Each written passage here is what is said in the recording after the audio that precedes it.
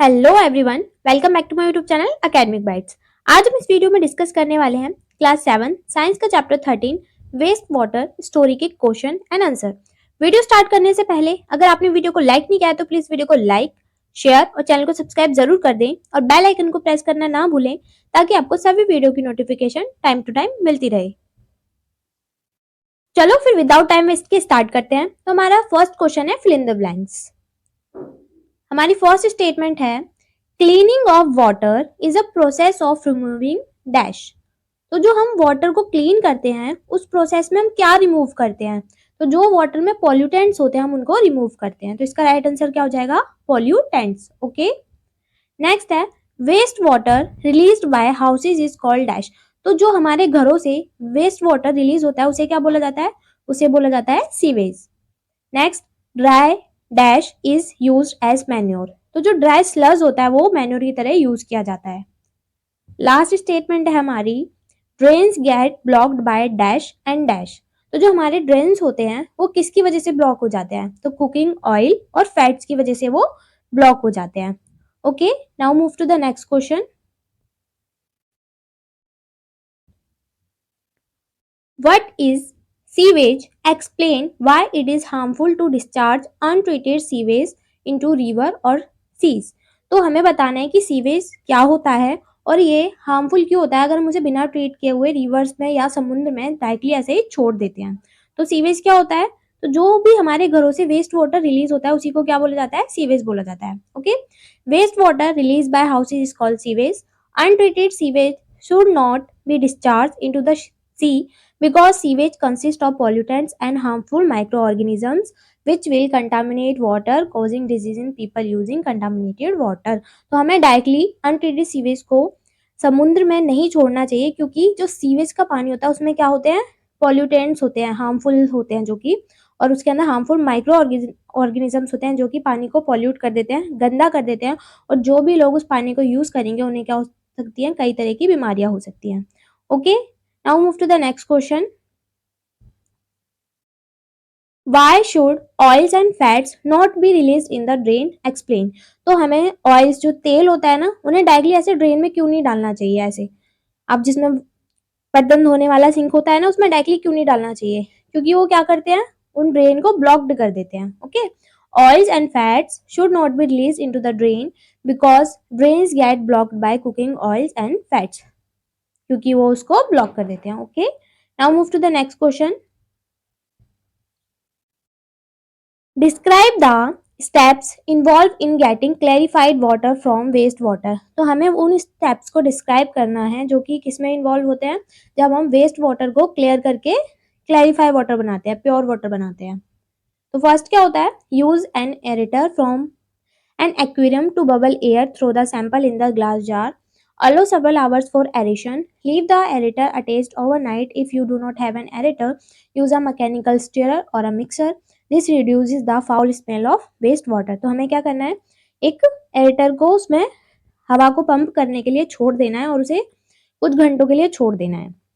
अगर आपके पास एयरटेल नहीं है तो उसके जगह आप क्या यूज कर सकते हो? मैकेनिकल स्टीयर या फिर मिक्सर को भी यूज कर सकते हो। और इसकी वजह से क्या होता है? जो भी उसकी फाउल स्मेल होती है, जो गंदी स्मेल वेस्ट वाटर में से आ रही होती है, वो कम हो जाती है इस स्टेप्स के थ्रू। ठीक है, सेकंड स्टेप क्या है हमारा? Then the water is filter through the layers of sand, fine gravel and medium gravel. फिर उसके बाद वाटर को फिल्टर किया जाता है सैंड की डिफरेंट डिफरेंट लेयर से, सैंड, फाइन ग्रेवल और मीडियम ग्रेवल से। Okay, filtration makes the waste water clean from various types of pollutions. Filtration से क्या होता है?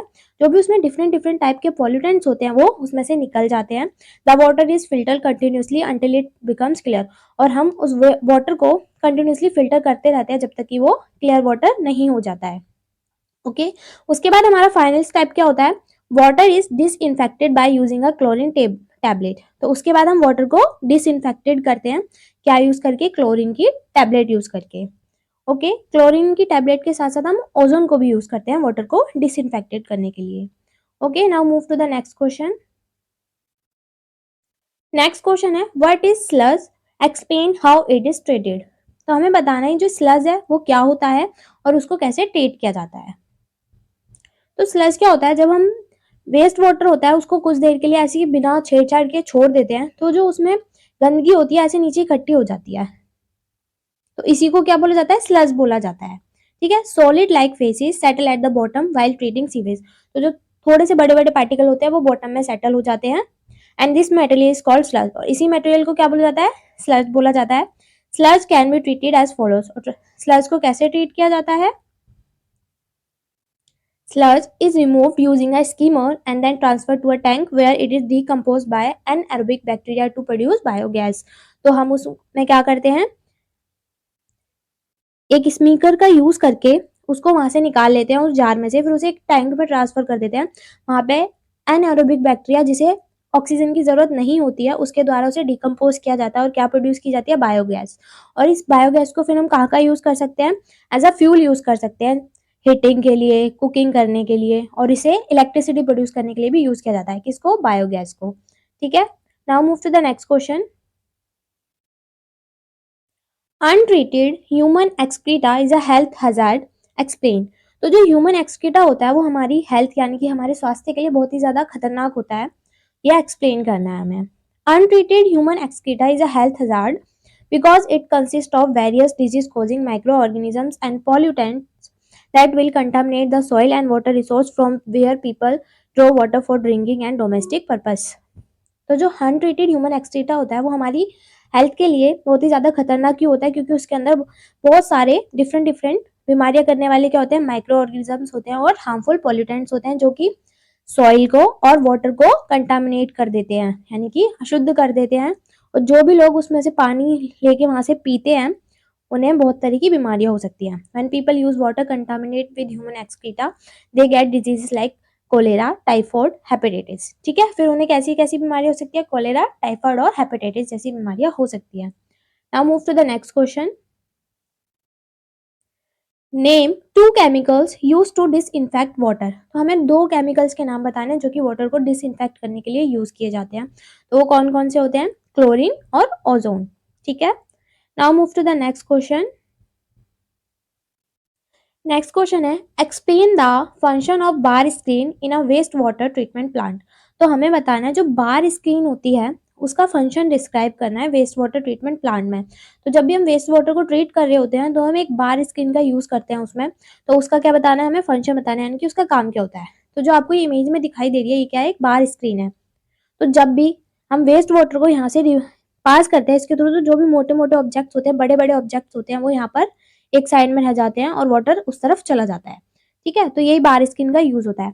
बार स्क्रीन रिमूव लार्ज ऑब्जेक्ट्स, तो बड़े बड़े ऑब्जेक्ट्स को रिमूव करने के लिए यूज किया जाता है, जैसे कि rags, sticks, cans, plastic packets और नैपकिन्स को। Okay, now move to the next.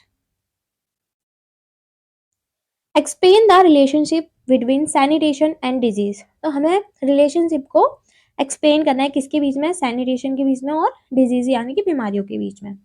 तो sanitation and disease are interrelated as lack of sanitation leads to illness, तो दोनों इंटर रिलेटेड होते हैं।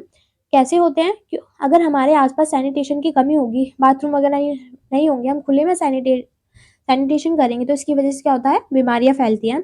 And good sanitation practice prevent disease, और आज हमारे आसपास अच्छी प्रैक्टिस है सैनिटेशन की तो उससे क्या होगा, बीमारियों का बचाव होता है। Okay, now move to the next question. Outline your role as an active citizen in relation to sanitation, तो अपना जो आप एक एक्टिव सिटीजन का जो रोल है आपका वो आपको आउटलाइन करना है सैनिटेशन को लेकर, कि आप अगर आप एक्टिव सिटीजन हो तो आप क्या करोगे। तो every citizen has a role to play in maintaining proper sanitation, तो हर सिटीजन का, हर नागरिक का रोल होता है अपने आसपास क्या करने का, प्रॉपर सैनिटेशन को मेंटेन करने का। Following are the things we should follow to play an active role, तो हम क्या क्या कर सकते हैं एज अ सिटीजन अपना रोल एक्टिवली प्ले करने के लिए, तो ये कुछ स्टेप्स है। फर्स्ट क्या है, ensure that our surroundings are kept clean, तो हमें क्या करना है, हमें ध्यान देना है जो हमारे आसपास का एरिया है, हमारा जो सराउंडिंग है वो क्या हो, क्लीन हो यानी कि साफ हो। ओके, नेक्स्ट पॉइंट क्या है, the sewage system in the house should be properly manage, जो भी हमारे हाउस का सीवेज सिस्टम है वो अच्छी तरीके से मैनेज हो, कहीं पे भी ड्रेनेज वगैरह ना हो, लीकेज ना हो, सॉरी। ठीक है, sorry, report to the concern authorities immediately in case of leakage in sewage pipes, और अगर कहीं पे लीकेज है भी तो आपको क्या करना है, जो भी उससे रिलेटेड अथॉरिटी है उसको जाके रिपोर्ट करना है ताकि वो उस प्रॉब्लम को सॉल्व कर सके। Okay, now move to the next question. Study the following statements about ozone. तो हमें यहाँ पे कुछ स्टेटमेंट दी गई है ओजोन से रिलेटेड, तो हमें क्या बताना है, इनमें से कौन कौन सी स्टेटमेंट करेक्ट है वो बतानी है। ओके, फर्स्ट स्टेटमेंट क्या है, it is essential for breathing of living organisms. क्या जो ओजोन होती है वो सांस लेने के लिए जरूरी होती है? कभी आपने सुना है? नहीं ना, क्योंकि सांस लेने के लिए ऑक्सीजन जरूरी होती है, तो स्टेटमेंट क्या है, गलत है। ओके, नेक्स्ट स्टेटमेंट क्या है, it is use to disinfect water. तो ओजोन को क्या वाटर को डिसइंफेक्ट करने के लिए यूज किया जाता है? ऑब्वियसली किया जाता है, तो ये स्टेटमेंट क्या है, ट्रू। थर्ड स्टेटमेंट है, इट एब्जॉर्ब्स यूवी रेज। तो जो अल्ट्रावायलेट रेज सन से हमारी तरफ आती है उनको कौन ऑब्जर्व करता है? ओजोन ही ऑब्जर्व करती, सॉरी एब्जॉर्ब करती है, तो ये स्टेटमेंट भी क्या है, ट्रू। फोर्थ स्टेटमेंट है, it proportion in air is about 3%। तो जो इसका प्रोपोर्शन है एयर में 3% होता है, ये स्टेटमेंट क्या है, गलत। तो हमारा राइट ऑप्शन क्या हो जाएगा, जिसमें बी और सी दे रखे हैं, तो किस ऑप्शन में बी और सी है? ऑप्शन नंबर सेकेंड में। Okay, that's it for the video. I hope आपको सभी क्वेश्चन के आंसर अच्छे से समझ आए होंगे। अगर ये वीडियो आपके लिए हेल्पफुल है तो प्लीज वीडियो को लाइक, शेयर और चैनल को सब्सक्राइब जरूर कर दें।